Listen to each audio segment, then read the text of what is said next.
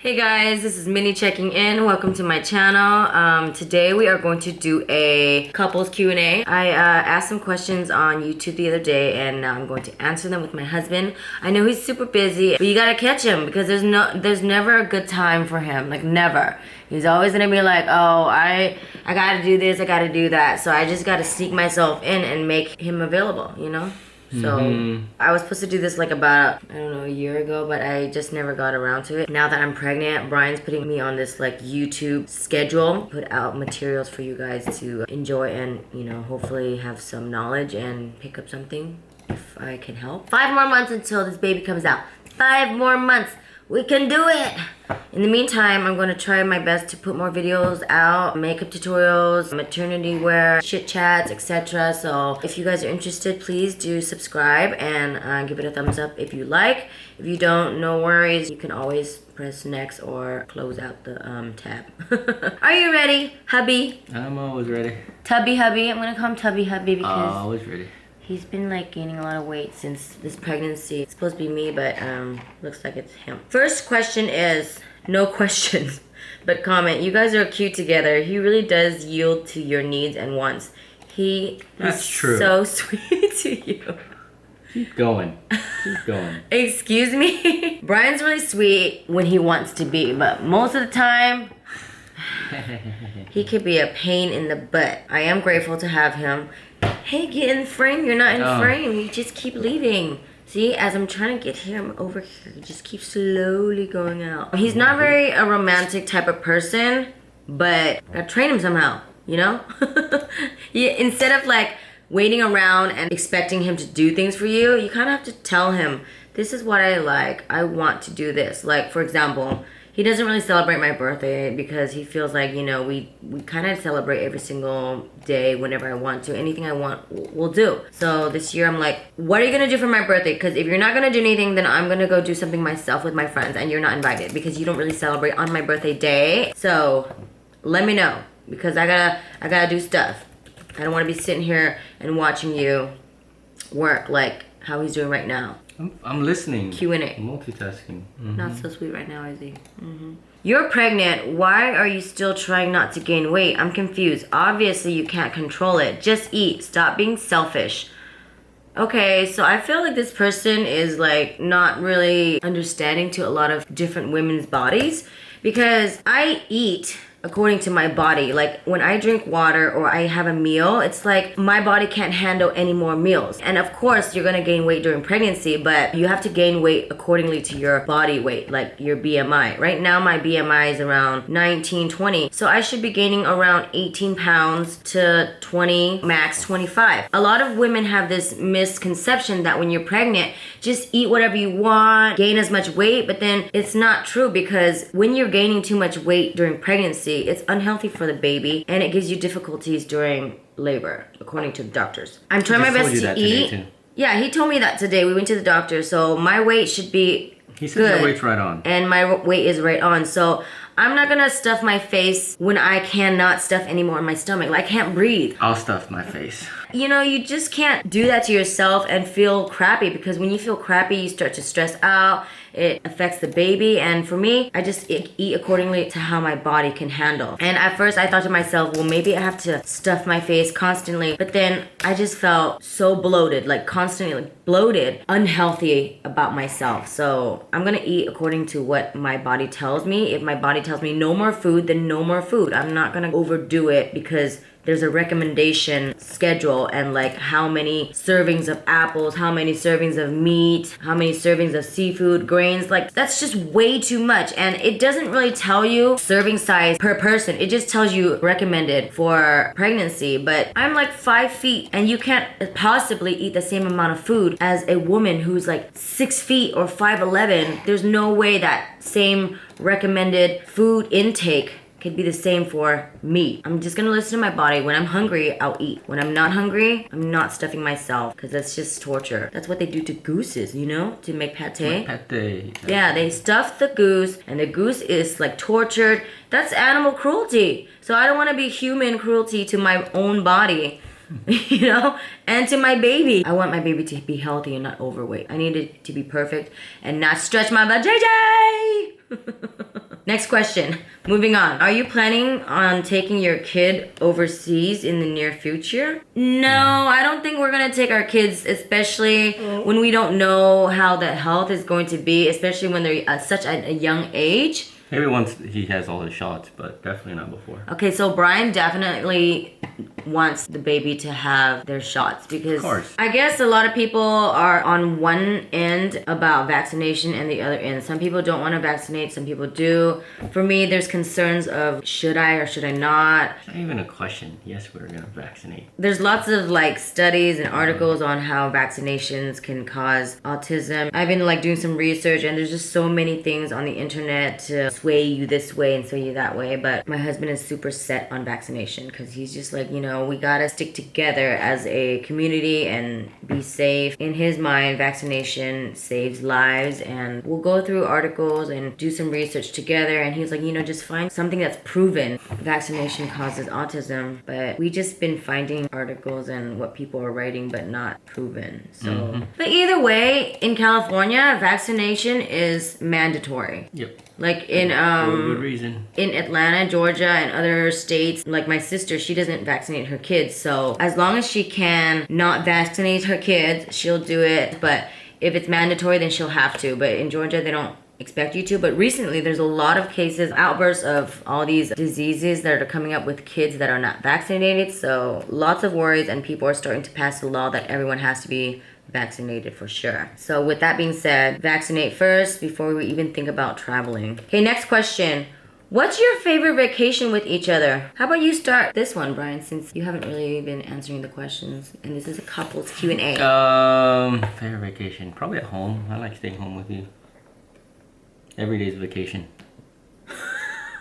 Honestly, I just don't care about going out of the country. Brian actually hates Not to that great. vacation because you gotta travel 12 hours to get to Asia or more or any other destination, go to the airport, deal with all the traffic, all the people, the lines, the security lines, and then when we land, we're tired, we have to go to the hotel, check in, settle down, and then first day gets super smashed, and then second day kind of like recover. Some places like Thailand, you'd have to like take a boat and it'll take another 6 hours out to get to the island. Throughout all the journey, you're just exhausted. So that's why he thinks it's like fun to do once in a blue moon. In general, I think he enjoys a vacation from a vacation. Yeah. I like short vacations, so somewhere that's nearby, so we don't have to do like transit. But if it's a long vacation, I would say Vietnam was probably the best one. Da Nang and Nha Trang. Because it's a luxury place. Other than that, it's okay. What he means by luxury is most of the time we kind of stay in the resorts, enjoy the amenities and etc. and have our own personal beach. Sometimes we go out and eat in the streets and the food is really nice. So food to me, when I eat on a vacation and enjoy it, it makes everything that much better. So once your belly's happy, then you're mentally happy and enjoy and relax. So I think Vietnam is a good vacation. Yeah, I mean it's expensive, but you get a lot for what you pay for, and it's expensive as far as time too, because you lose a day there and you lose a day coming back. And it's expensive because Brian literally pays for everybody to go. So when we go on vacation, it's not the two of us. It's the two of us plus his brothers plus my brother plus our friends here and there. There's just so many things. It's like an arm and a leg. So it's the time that's a pain. But I like Hawaii, somewhere in the United States. You know, like I think Hawaii has the best beaches in the world. Or like when I go with you to work, because we can double up on like you go to work because you have to anyway, and then we vacay. So yeah, that's probably the best. Hawaii, like I said, the waters are like 80 degrees, great temperature, short flight, food is like good as well. They have lots of poke, musubis, very tropical feeling. It's very chill, and you don't have to recover long when you come back. You come back and then. Yeah, recovering is like the worst part of vacation. From all the places that we traveled, Paris, London, Germany, Australia, Indonesia, Bali, Thailand, Hawaii, anywhere in the States like New York, Houston, New Zealand. We've been to many places. I've been more than Brian, but I think generally we enjoyed Vietnam or Hawaii. Yeah. Australia's too far, and it's kind of like going to America, so it's not. It doesn't really have any like special. Yeah. Like you don't feel like you're having that out of this world experience. Even Japan, I'd go there just once just to see the culture. Yeah, Japan was kind of like. But other than that, it's kind of Americanized. Some food's good here and there, but a lot of the sushi here in California is better. So if it's a far vacation, probably Vietnam, because you get a lot for what you pay for. So you might as well make your time, maximize your time. Hawaii is a short flight. You vacation, come back, and there's no recovery period. Not that We much. definitely will go to places that we haven't gone to, like Hong Kong. Oh, I hated Taipei.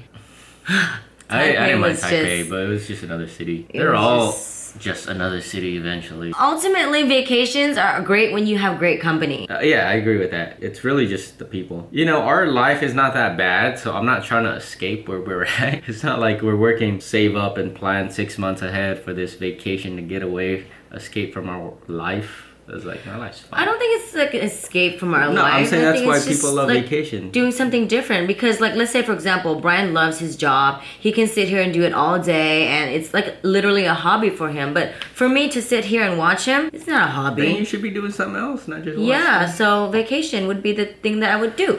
That's why I asked him for my birthday, what you doing? If you're not doing anything, then I'm going. Then you can stay here, We're enjoy going your somewhere. vacation, since you love it find a so place much. to go Yes. for you.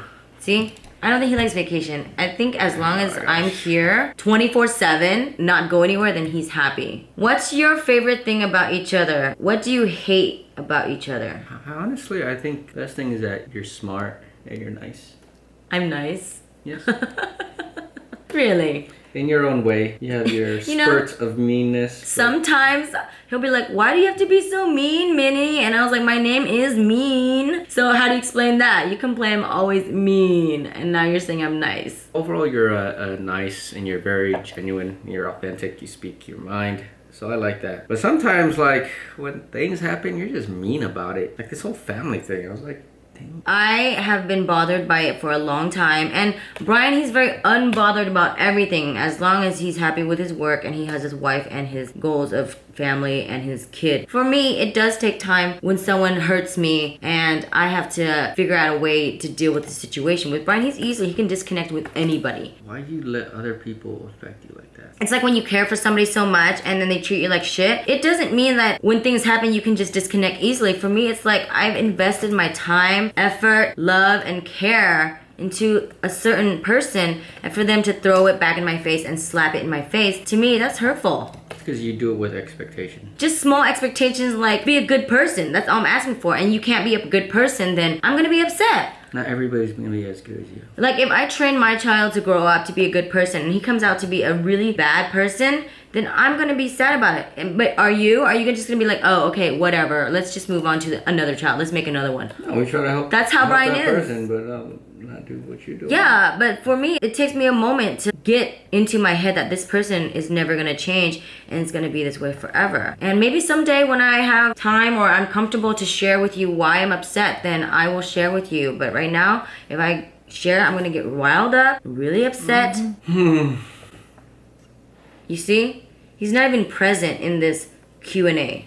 I am present. That's why we're here. I'm listening. When I'm on a date with him and he does this to me, I feel like, are you really present? What was that? No, keep So then I asking start questions. doing like conversations like, oh, so what do you think about bloop, bloop, bloop, bloop, bloop, bloop, bloop. He's like, what? What'd you say? I was like, exactly. You didn't even listen to what I said. So what was the original question? Let's get back to that. And we just explained it. I hate the fact that he doesn't care about anything. I would like some compassion and empathy for this moment. Like the fact that he doesn't care I care.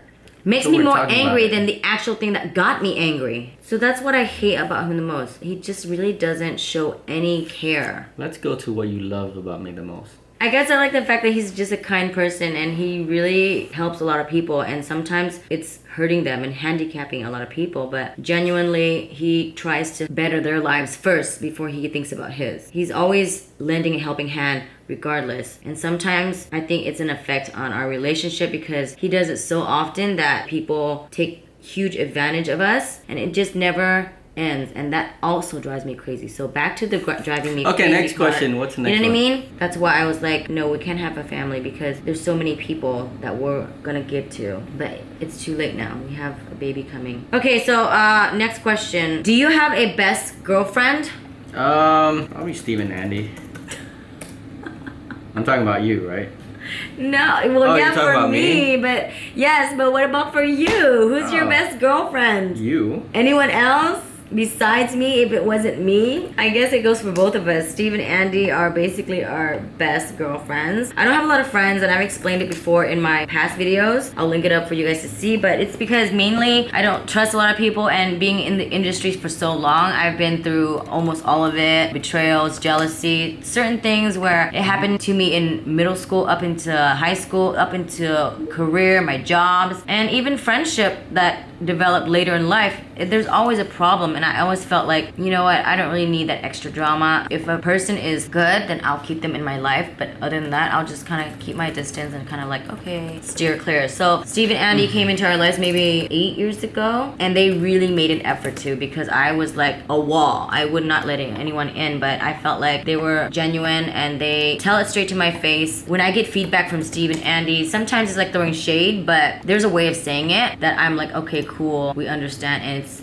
a certain way of care for each other. But when I get shade from people around my job, or like my friends back in the past, even people on the internet, clearly those feedbacks and comments are not really there to help me. It's really there to bring me down and knock me down. So yeah, there's a difference, and I really appreciate having them in my life. A few set of good friends is good enough for me. I don't need to have like 30 or 40 BFF girlfriends. You know, the more people involved, the more drama it is. Like when we have a group song, like a fashion show, oh my god, so much drama, and it takes that much longer to like fulfill that scenery and that song, because there's like 30 women in one song, like a Paris by Night fashion show, and it's like some girl over here crying, another girl talking shit about another girl. It's just so many things. But when you just have one person, or you're dealing with yourself, less drama, you know? The less people, the less headache. Besides Steve and Andy, I have my sisters. I'm close to all of them, but recently I just kind of fell out with the first two oldest, because I just don't have the same morals and values, and I'm not willing to tolerate with their lifestyle, etc. How has Brian contributed to your singing career? Are you asking me? He's asking you. Well, why don't you tell them how you contributed, like how you think, and then I'll tell you. I'll tell them lessons? vocal lessons. You can't even carry a note. Let me see. I think just emotional support, cheerleader. I mean, I do the technical parts as far as computer, buying equipment, setting it up, but honestly, that's all. It's like a commodity, the whole technical portion. But what matters is the emotional, like, oh, go and do. That's more important than these tactics. Kind of like you just need a little kickstart, and then you'll do. That's why I'm trying to get you a little kickstart to like, let's do something, maybe like YouTube or something.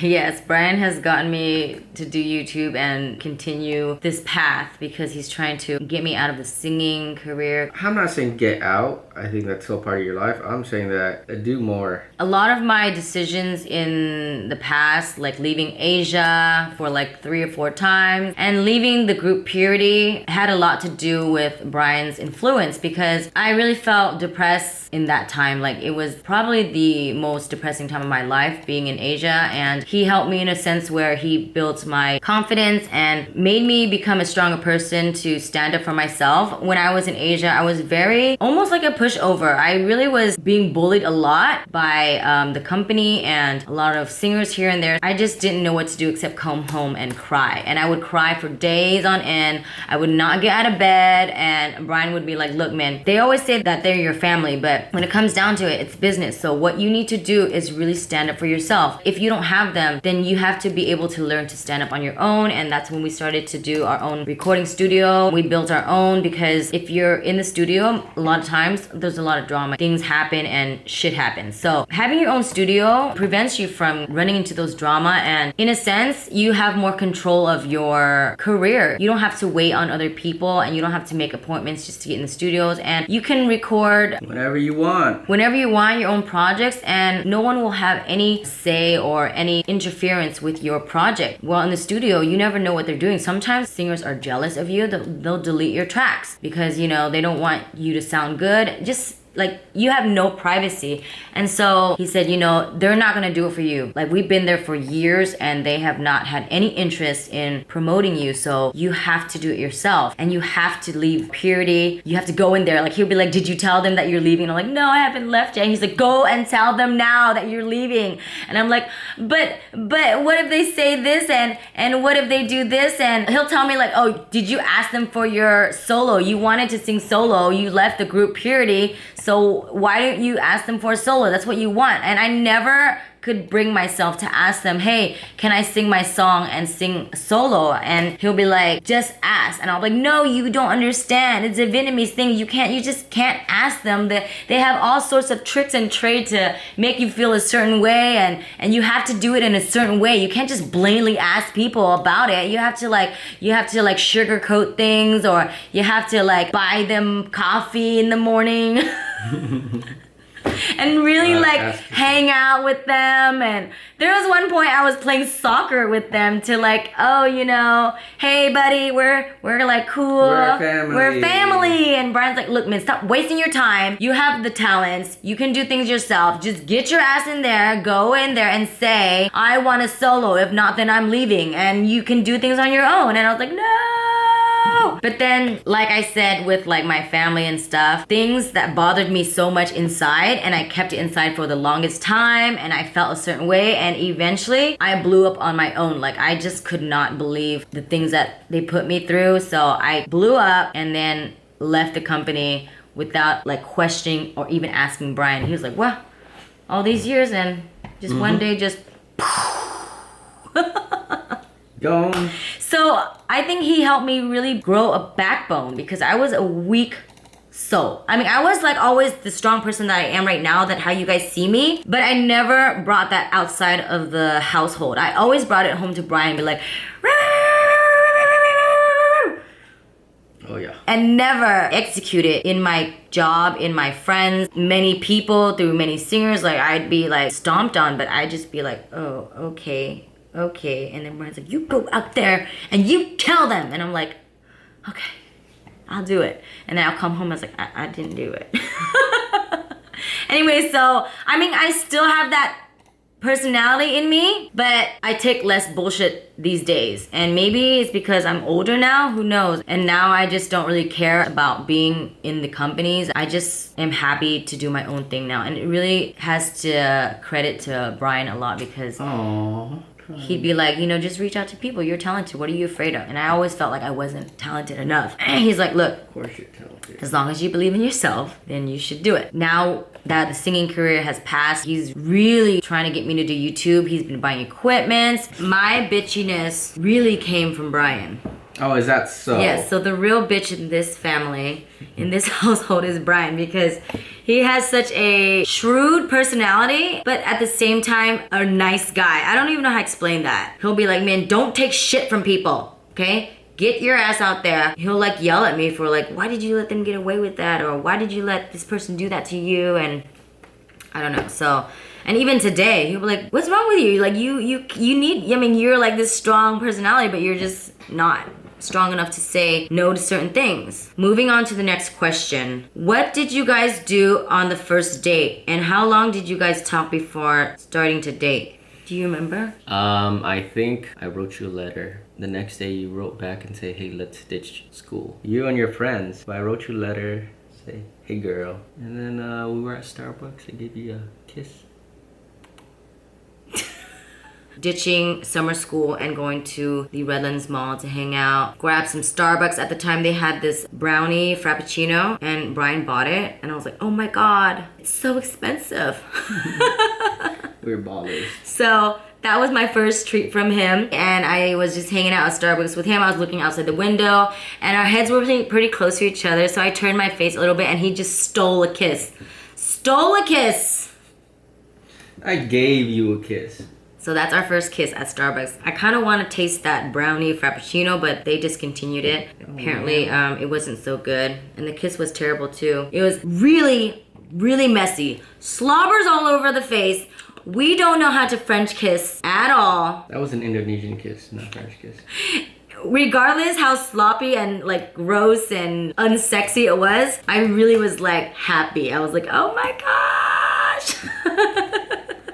Oh yeah. That's our first date. That's why you have Starbucks every day now, right? Yeah, in remembrance of you.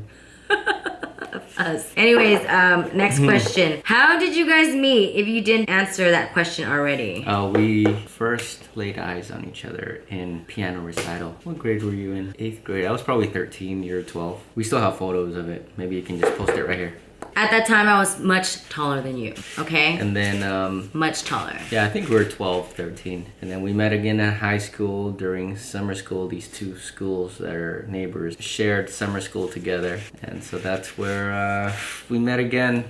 And then the following year we started dating. We dated in 2000. No, what you were a sophomore. I was a junior. You got married when you were 18 and I had just turned 19. So we're already graduated high school. So right out of high school, got hitched. Immediately, I was so like, I like that guy. I don't know why, but I just...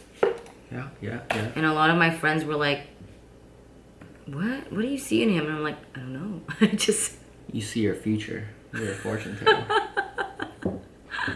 Anywho, so next question. Does Mr. Q ever get jealous when you're flying all the time to go to shows or when you film music videos with male actors?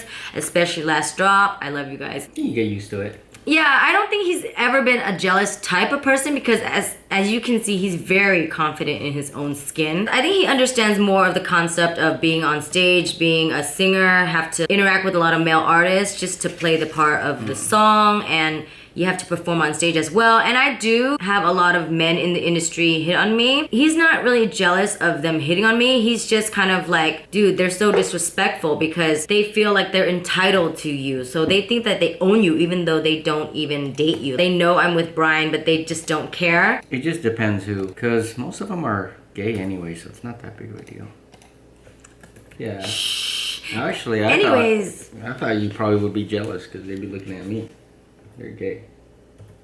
Anyways, they'll like greet you by grabbing your tits, and to Brian, he thinks that's disrespectful. Not all of them like that. I mean, they happen to do that. Or like in front of Brian, they'll put their arms around me, and Brian's just kind of like, okay, but he just feels like not being considerate of another person is kind of rude. So for Last Drop, I think he really appreciates the concept and everything, but the thing that bothered him the most about Last Drop was the fact that he couldn't dance himself.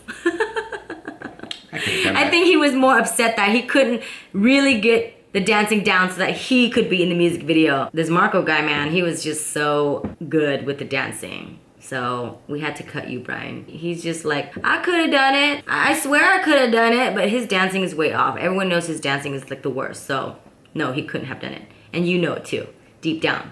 No one knows. Last question is, what's a favorite memory that you and Mr. Q experienced while being together? By the way, I love you guys and your channel. I think I like this baby experience a lot because it proves my point that you're going to be a good mother. So caring. This of the whole baby. time, It's a whole experience right now. after 19 years, is only this experience? Well, is this the peak or she just wants any experience? She said a favorite memory. Yeah, this is a favorite. It's not a memory, it's right now. Baby, memories in the past. Like what I just said right now is the past. I'm creating the memory with you. So yeah, I'd say this baby thing's really nice. So besides that, besides recent memory, there's like a lot of junctions in our life, marriage, dating, arguments, that if any of those were to go the opposite direction, our lives would be like completely different. I like thinking about like, oh, we made the right decision. It's nice, like, oh, we could have gone this way, but you went that way, and then we went that way all the time. That being the good way. We made a lot of the right choices. That's not through like knowledge or experience. It's kind of like instinct. So many good times. But favorite means one. No, it doesn't. What's your favorite food? I like pasta. What pasta? Which pasta? I don't know. I like lots of food. Exactly, that's what I'm saying. I like pasta. I like sushi. I thought that favorite means one. When in your 33 years of life do you remember, wow, I wish I could relive that moment I put food in my mouth. When was it? I got it. I got your message. So there's many memories of us. That's awesome. And the latest. Can you elaborate one that you would stick out? Even just like writing a letter to you when you're in high school, like, should I not? You kind of contemplate it, and then in the end, when it comes down to it, you just go get what you want. I think back, like, what if I didn't go try to get what I want? Then we wouldn't be together. Like, to initiate that conversation. So, if you're thinking of writing a letter to your girlfriend, write that letter to your love interest. Because the worst case is they'd be like, no. And you'd be like, okay. So even down to the letter or down to the phone call. Also, a lot of those build up. Getting hitched, getting married. You know, I could have not been here. I could have instead been with someone else. Or arguments where we would just argue, and then you would think you're gonna give up, but then you decide, you know what? Let's not. Let's stick it out. So even the bad memories of arguments actually strengthens you. And it reminds you that, okay, she's going crazy again, but it's going to be okay. Because he gets to be back here. So no need to go all ridiculous like her. Lots of good memories. You're welcome. Favorite memory for me, you know. Tell me. So when we were kids and we were dating, I just thought it was a summer fling and we just hang out. And I honestly didn't think that it was going to be permanent. My parents wouldn't approve of an Indonesian person. There's no way I'm going to marry him because that would totally be against all the rules. We didn't really start it like dating officially. He'd always say, let's just see each other because it's not really permanent. So then eventually I got all bitchy and I was like, you know what? I don't see people, okay? I date people. Okay, and if you don't want to date me, then you can just go. So I think we should just not see each other anymore. And he was like, okay, will you be my girlfriend? And I was like, okay.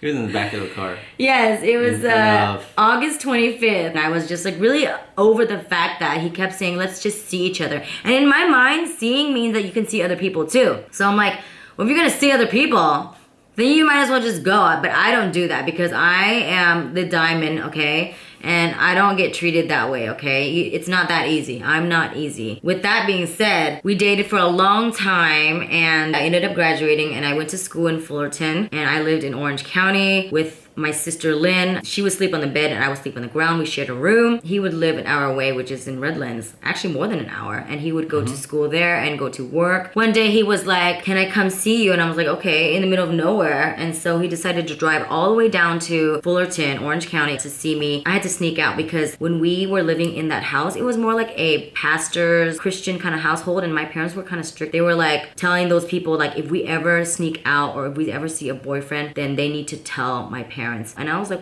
well, we're 18 years old. What do we need to do? Why are we sneaking out? But at the time we were still kind of scared of our parents. Everything we did, we would get ratted on. So it was really, really frustrating. So I snuck out in the middle of the night. Brian picked me up and he took me to Denny's. And I was like, okay, this is strange because he never really took me out on dates ever. Like we would go to McDonald's, Del Taco. He'll order me something from the menu, but not too expensive, okay? Not yet. Don't go crazy with the expensive stuff on the fast food menus. Anyways, he took me there, basically proposed to me, and I was like, and it wasn't like he got me a ring or anything. He's not that type of person to buy a ring. He thinks it's just material things. So I was too young. We went on our ways, and then for a couple days I was kind of like contemplating and I was kind of like sad. And then somehow my sister Lynn convinced me to marry Brian. But in a way, she kind of drew a picture like it's gonna be you and him in your own world. You're gonna have your own life separate. You wouldn't have to go into this house where you sneak in every now and then and like, you know, and get ratted on. She would be helping us with the rent at the same time. Was she working at the time? I'm not sure. Maybe she did work. I'm not sure. But I just started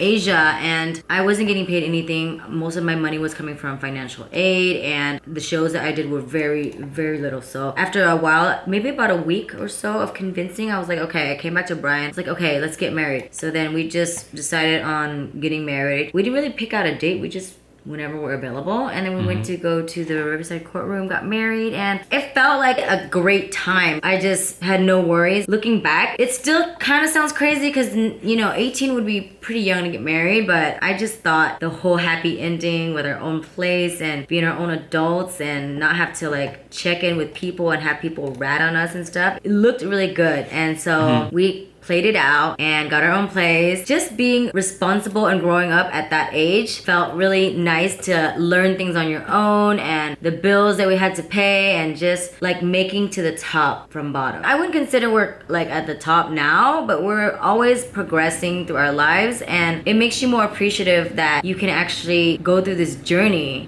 together. It really goes against how everyone would do it, the norm, fighting against all odds, and so it was just a whim. And the weirdest part is that we had no worries. We were just, okay, let's just do it. And then things will just fall into place. And somehow it just did. And if it didn't fall into place, we never saw it as it didn't fall into place. Like when Brian loses his job, he was just like, okay, a little worried, but find a way to figure things out. Like there's always a problem solving thing in our marriage from the beginning to end. There's always things thrown at us and we always come through. Back in the day, it was just us two were happy, no worries, but nowadays we have worries from family. So I think I really appreciate and glad that I made that decision with the help of my sister to marry this beast. But all in all, I thought, just looking back, when we get into arguments, it really reminds me that, okay, we did it at such a young age and a rough time, so we could probably go through anything at this point or any point in the future. So that's my greatest memory, just being able to grow up and learn as we grow through the journeys that we've been through. So, and we're still learning. Just to mature together, it really is a very important moment. It's good to think back on. It's a feel-good moment, and every time I get mad at Brian, I always try to think back at that time, like why did we get married in the first place? What my feelings were back then, what my risk, because these days it's really hard to take that jump. A lot of things in my life I find, I have to consider this, or I have to think about this, and I have to think about the future and stuff like that. But back in the day, I just jumped, young, wild, and free kind of deal. Anyways, I agree. That's the last question, and if you guys have any more, let me know. We'll try to do this more often if you guys would like. My apologies if Brian's not really present here. He has so much work. This past weekend when my friends came for my event, he basically spent the whole time hanging out with me, with Steve, Andy, my sisters, and completely like missed out on a lot of deadlines and missed out on law school. So right now he's really trying to catch up on his work, and I just gotta like shove myself into his time. I mean, I'm listening. Yeah, I know. I wanted to get this in before I forget about it and get it in for you guys quick, because sometimes if I don't respond, you guys might think that I'm not reading your stuff, but I'm actually am. Wanna like be able to communicate back and forth with you guys and share what I can if I'm comfortable. Anyways, we'll let him get back to work. He has so many things to do. I'll end up just harassing him for the rest of the night. But thank you so much for joining us in our journey. I hope you guys enjoyed our story. Hopefully it'll give you guys some peace of mind if you guys have any worries in life. Things will eventually fall into place. And even if it doesn't go your way or whatever, there's always a road to take where you'll eventually come out on top no matter what. I hope so. Be happy and don't worry too much unless your husband drives you crazy. Follow your heart. We will see you guys next time. Once again, don't forget to like if you like this video and subscribe. Toodles!